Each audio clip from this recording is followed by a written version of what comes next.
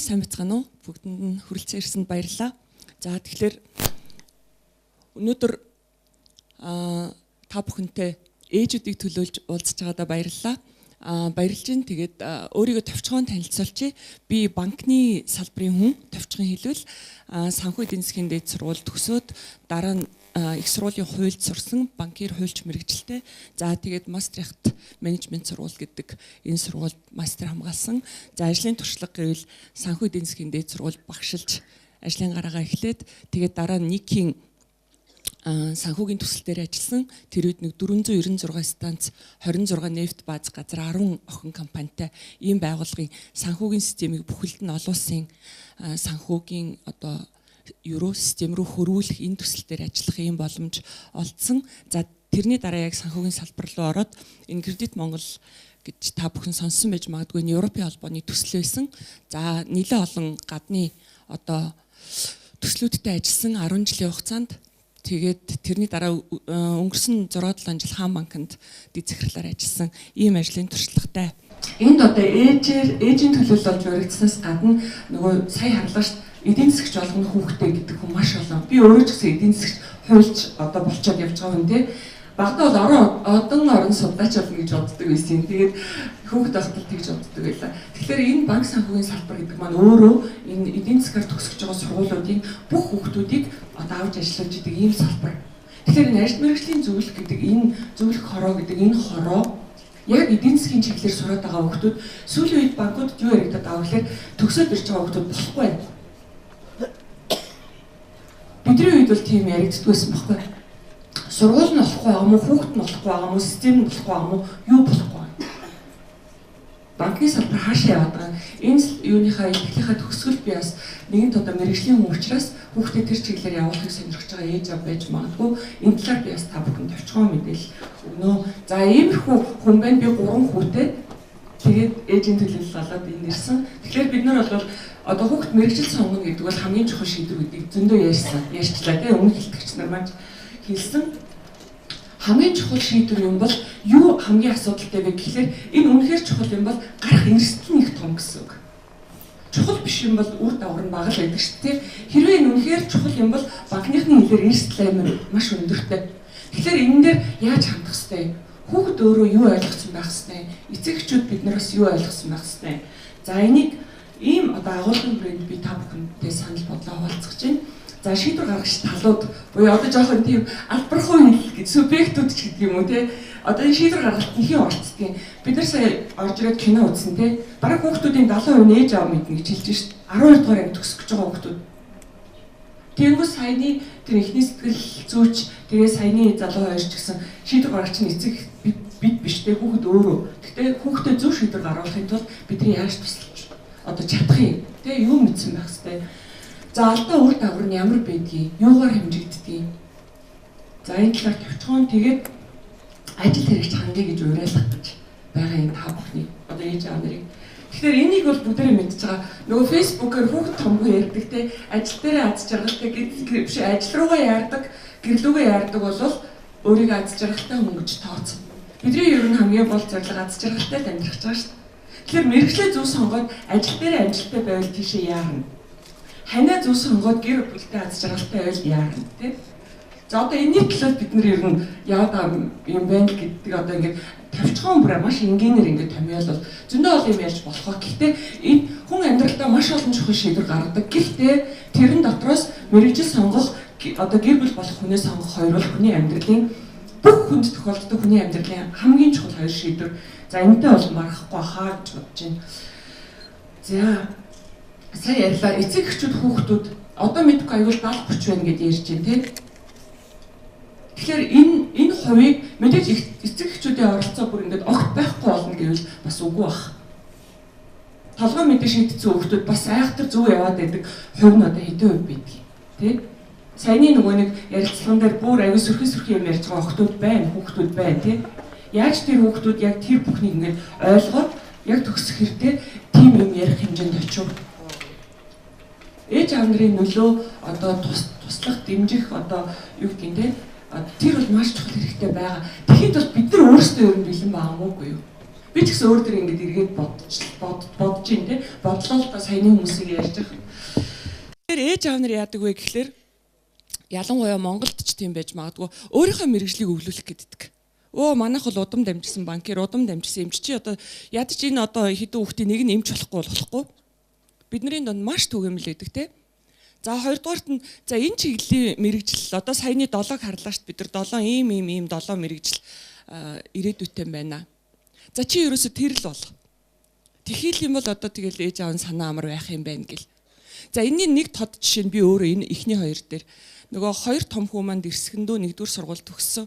Нэг нь банкир болгочмаар санагдаад болдгүй. Тэгээ том нь бол ингээд дандаа машин техник ярьсан, машин тэрэг зурсан юм хүүхдээсэн. Тэгээ за энэ нөхөрч олдохоо намайг сонсохоо өнгөрлөө гэж одоо дундхыгаа жоох ятгах гээд үтсэн. Тэгэнгүүтээ капиталын зах зээл гэдэг юм байна шүү дээ. Одоо энэ би ирж хувьцаа мөвцаа гэл те.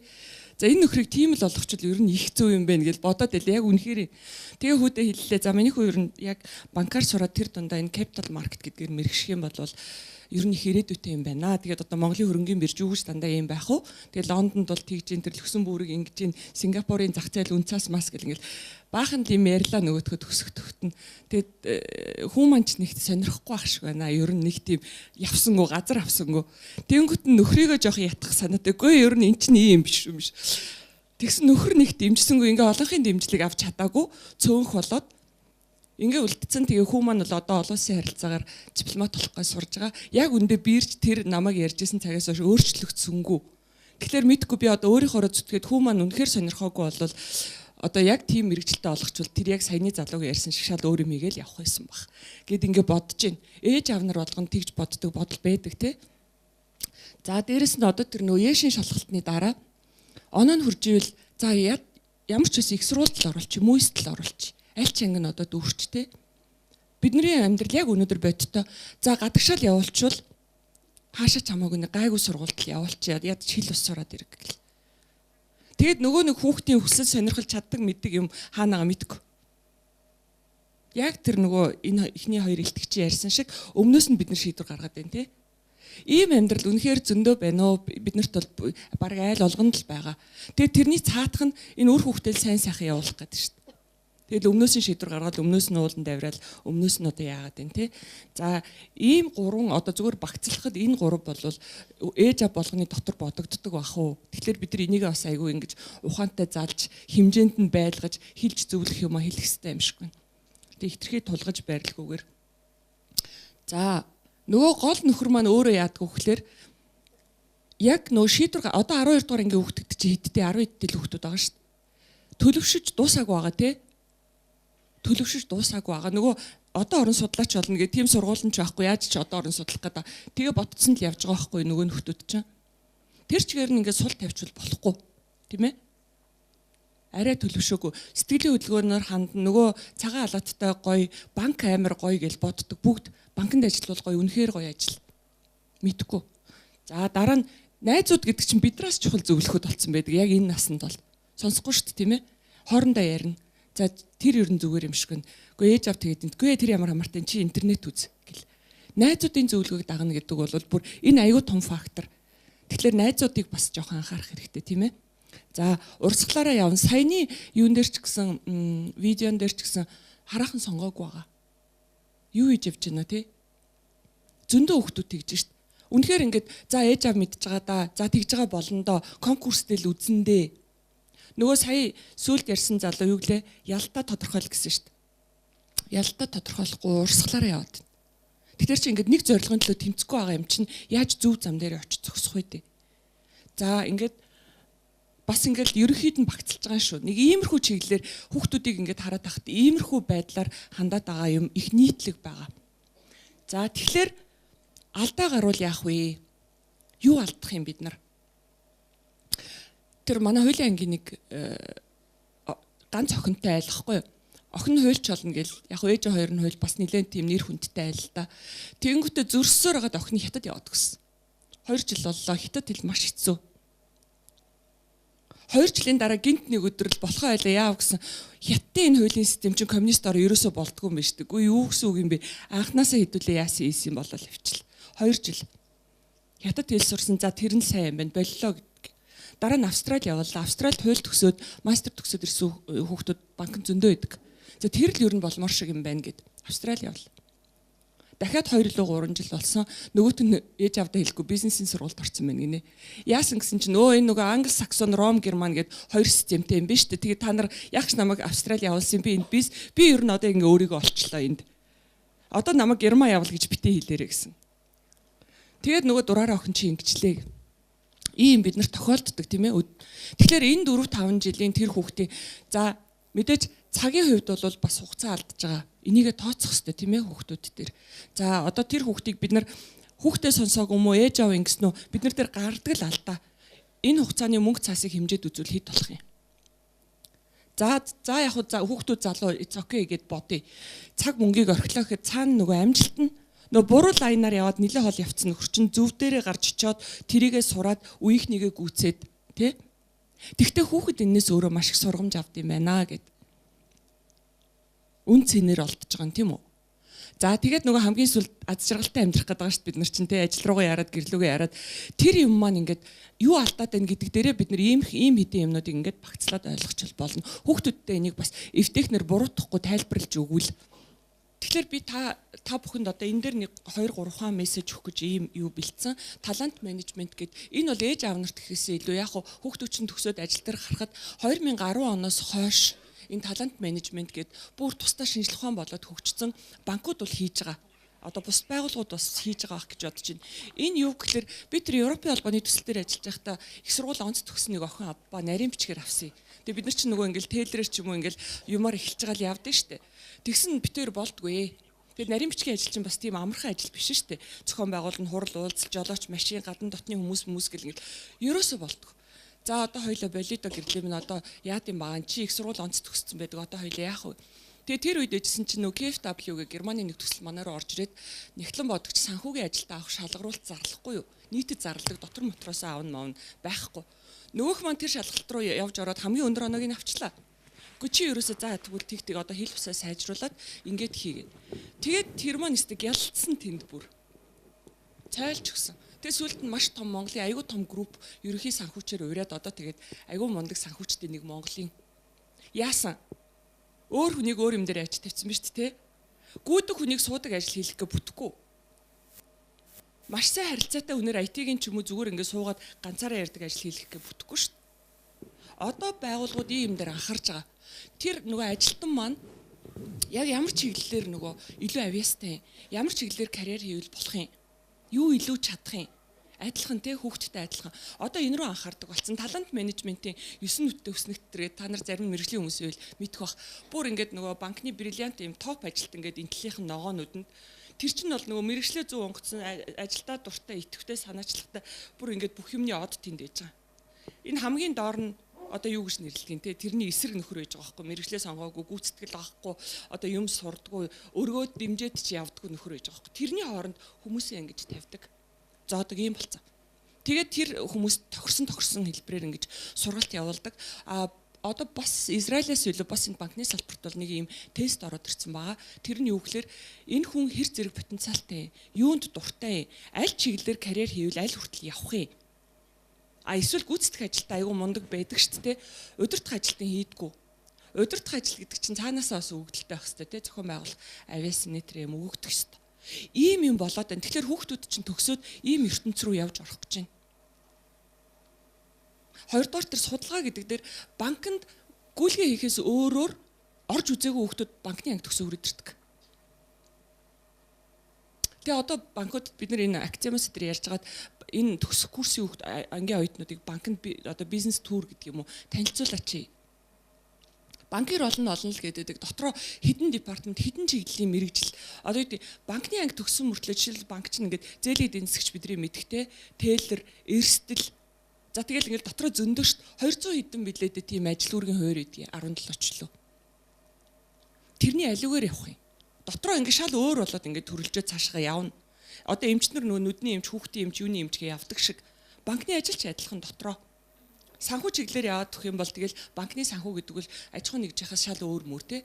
Зээл судлаад явах юм бол нөгөө санхүүгээс шал өөр юм руу явна. Гэтэл тэр хоёр одоо хамгийн гол Тейлор эдийн засгч хоёр л одоо гол нь олон хүний мэддэг те.